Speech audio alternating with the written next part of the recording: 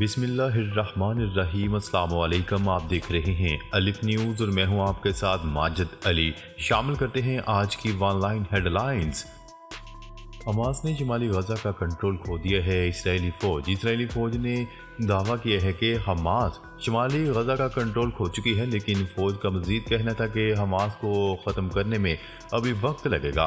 فوج کے ترجمان ڈینیل ہاگری نے ایک ٹیلی ویژن بیان میں کہا ہے کہ حماس اب بے گھر ہونے والے لوگوں کو کنٹرول نہیں کرتی اور وہ اس کی ہدایت کے برعکس شمالی غزہ کی پٹی سے نکل رہے ہیں۔ انہوں نے کہا ہے کہ فوج غزہ میں الشیاتی کیمپ میں آپریشن کو مزید گہرا کر رہی ہے۔ انہوں نے وضاحت کی ہے کہ فوج الشفا ہسپتال پر حملہ نہیں کر رہی ہے، عام شہریوں کو وہاں سے نکلنے کی اجازت ہے۔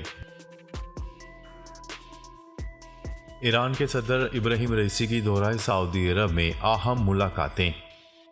اسلامی جمہوریہ ایران کے صدر ابراہیم رئیسی نے اپنے ایک روزہ دورہ سعودی عرب سے تہران واپسی پر فلسطین سے متعلق OIC کے اجلاس میں اسلامی جمہوریہ ایران کے واضح نقطہ نگاہ کو بیان کرتے ہوئے کہا ہے کہ ایران نے شروع سے ہی صہیونی حکومت کو ایک غاصب حکومت اعلان کیا ہے۔ صدر ابراہیم رئیسی نے فلسطین کے بارے میں اسلامی جمہوریہ ایران کے نقطہ نگاہ کو بیان کرتے ہوئے غزہ میں جارحہ اسرائیل کے ہاتھوں نسل کشی، جنگی جرائم اور انسانیت کے خلاف جرائم کو کھل کر بیان کرتے ہوئے اس اجلاس میں اپنی شرکت کا ایک اہم مقصد بتایا۔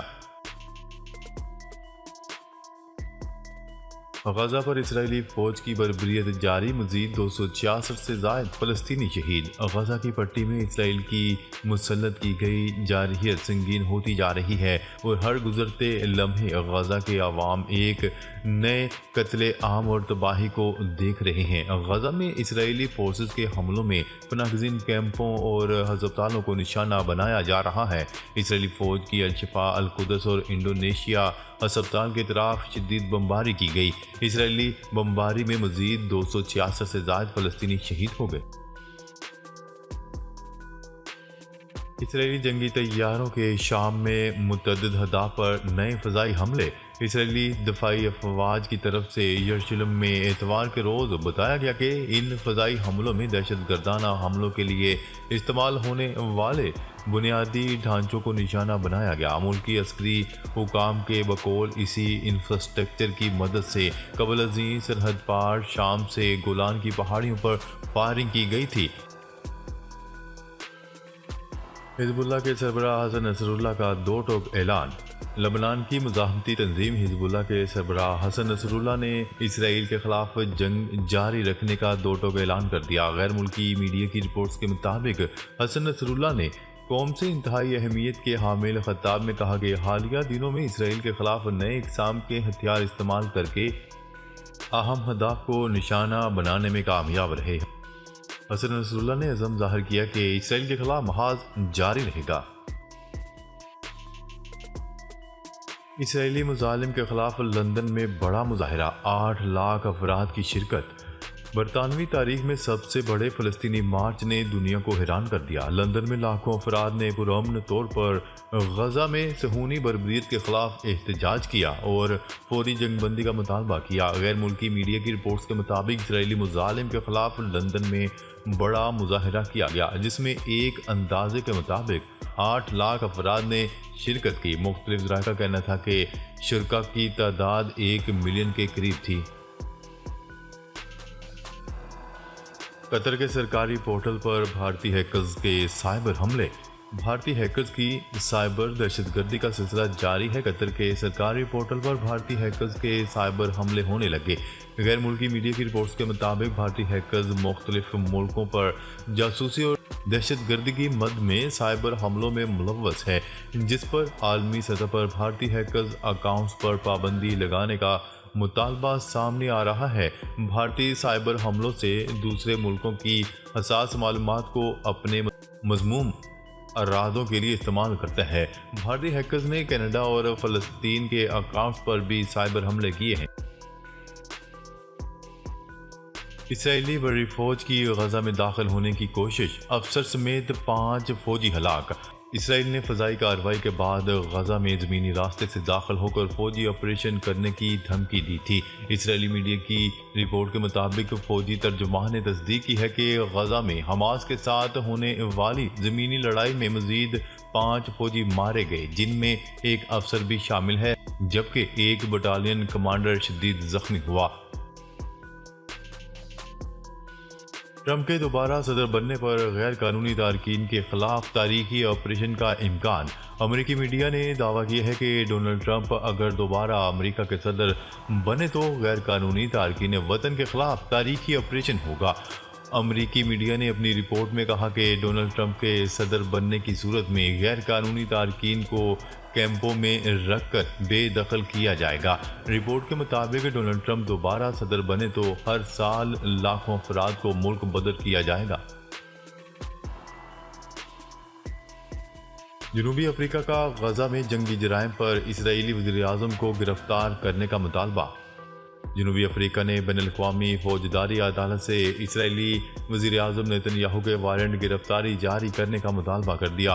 عالمی خبرساں ادارے کی رپورٹ کے مطابق جنوبی افریقہ کی وزیر خارجہ نے کہا کہ اسرائیل غزہ میں انسانیت سوز مظالم کا مرتکب ہو رہا ہے، خواتین اور بچوں کو بھی وحشیانہ بمباری کا نشانہ بنا رہا ہے۔ جنوبی افریقہ کی وزیر خارجہ نے کہا کہ اسرائیل بین الاقوامی فوجداری عدالت کے دائرہ اختیار میں آنے والی 4 میں سے 3 خلاف ورزیوں یعنی جنگی جرائم، انسانیت کے خلاف جرائم اور قتل عام کا مرتکب ہوا ہے۔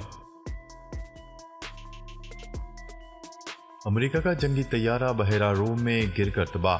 امریکہ کی یورپی کمانڈ نے کہا ہے کہ ایک امریکی جنگی طیارہ مشرقی بحیرہ روم میں گر کر تباہ ہوا۔ عالمی خبرساں ادارے کی رپورٹ کے مطابق یورپی کمانڈر کی جانب سے جاری بیان میں کہا گیا ہے کہ طیارہ تربیتی آپریشنز کے دوران گر کر تباہ ہوا۔ طیارے کے گرنے کی وجوہات کے بارے میں تحقیقات کی جا رہی ہیں، تاہم فی الحال کسی تخریبی کارروائی کا کوئی ثبوت نہیں ملا۔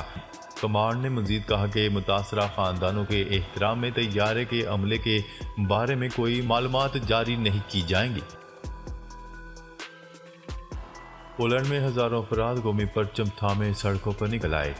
پولینڈ میں ہزاروں افراد ہاتھوں میں قومی پرچم لیے سڑکوں پر نکل آئے، جہاں انہوں نے یورپی یونین مخالف نعرے بازی کرتے ہوئے پولیکزٹ کا مطالبہ کر دیا۔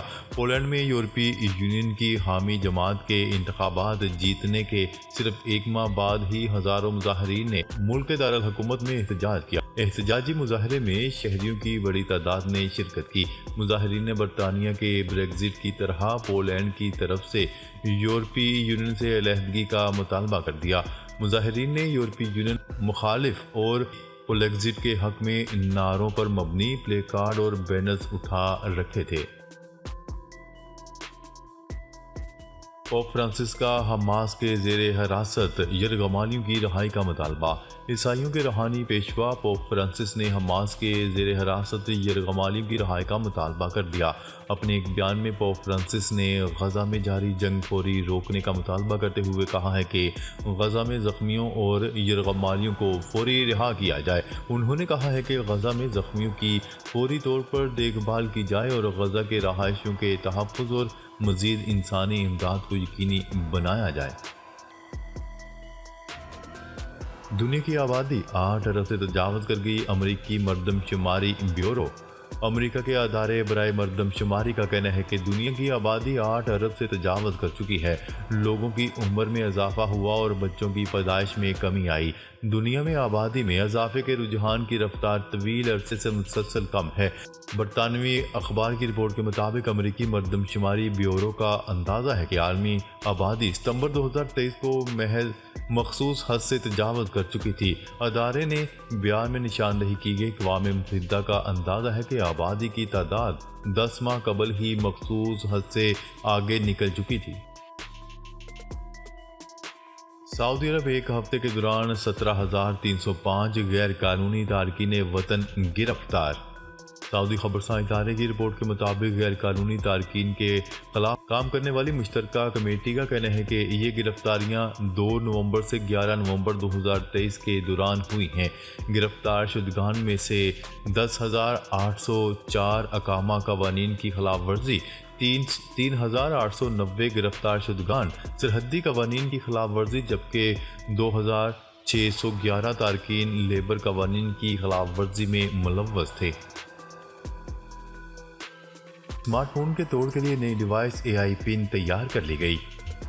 امریکی ماہرین نے نئے اسمارٹ فون کے توڑ کے لیے نئی ڈیوائس AI پن تیار کر لی۔ تفصیلات کے مطابق امریکی ریاست کیلیفورنیا کے سلیکون ویلی میں قائم ہیومن کمپنی نے اسمارٹ فون کے متبادل کے طور پر ایک AI پن تخلیق کی ہے جو گفتگو اور ٹائپنگ کی بجائے ٹیپنگ پر انحصار کرتی ہے۔